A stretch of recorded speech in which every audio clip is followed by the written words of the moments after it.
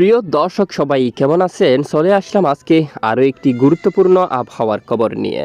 আজ 4 জুন মঙ্গলবার।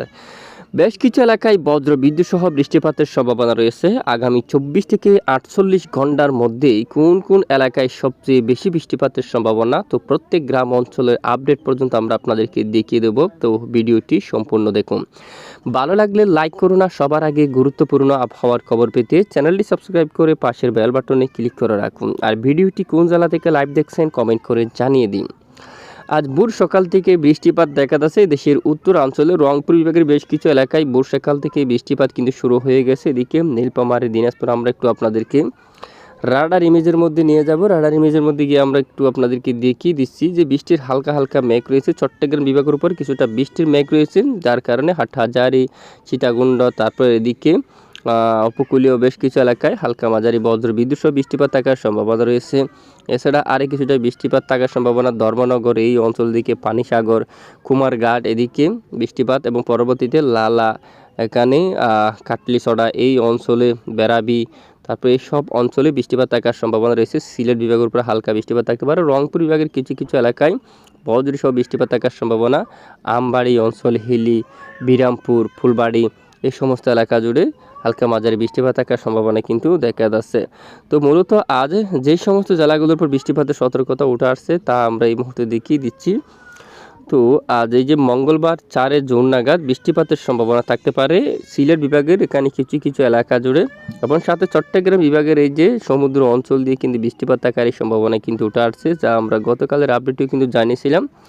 ইতিমধ্যে এই সমুদ্র অঞ্চল দিকে ব্যাপক বৃষ্টিপাত কিন্তু শুরু হয়ে গেছে। আর যদি আমরা পুরো দিনটা লাইভ ট্রেক করি, গোটা দিন যদি আমরা একটু দেখি, খুলনা বিভাগের কিছু কিছু এলাকায় বজ্র বিদ্যুৎ সহ বৃষ্টিপাতের সতর্কতা উঠে আসছে। এরই মাঝে যশোর, খুলনা এই অঞ্চলে এবং গোপালগঞ্জের দিকে, এবং সাথে এখানে কয়েকটি এলাকা জুড়ে নড়াইল, শালিকা, আলপাডাঙ্গা, বোয়ালমারি, মাগুরা এবং ঝিনাইদহ এবং এদিকে বালিয়াকান্দি এই এলাকায় বৃষ্টির মেঘ তৈরি হয়ে বিক্ষিপ্ত বজ্র বিদ্যুৎ সহ বৃষ্টিপাত থাকার সম্ভাবনা রয়েছে। পাশাপাশি আর অন্যান্য এলাকায় যদি আমরা একটু দেখি, এদিকে ঢাকার কিছু কিছু অংশে, তারপরে যে ঢাকা খুলনা এই যে এরিয়ার অংশে বৃষ্টিপাত থাকার সম্ভাবনা রয়েছে। গোপালগঞ্জের দিকে, ফুলতলার, নড়াইল এই সবটুকু এলাকা জুড়ে প্রচণ্ড বজ্র বিদ্যুৎ সহ বৃষ্টিপাত থাকার সম্ভাবনা রয়েছে হালকা মাঝারি ধরনের। দেশের সমস্ত এলাকায় বৃষ্টিপাত হবে তা না, শুধু মূলত খুলনা, বরিশাল এবং এখানে উপকূলীয় কিছু কিছু এলাকায়, উত্তরে সিলেট বিভাগ, ময়মনসিংহ সমস্ত এলাকায় হালকা মাঝারি বৃষ্টিপাত থাকার সম্ভাবনা।